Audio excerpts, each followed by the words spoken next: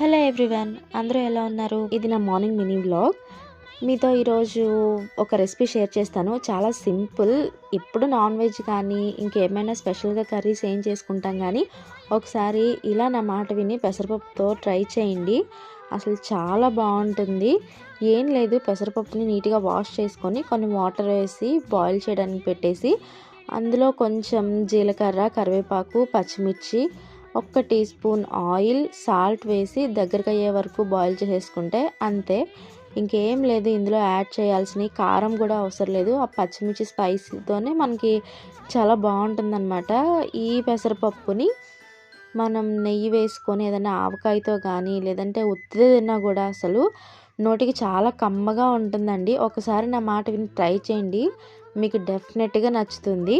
Video నచ్చితే like చేసి నా ఛానల్ని సబ్స్క్రైబ్ చేసుకొని సపోర్ట్ చేయండి. See you all in next video. Bye.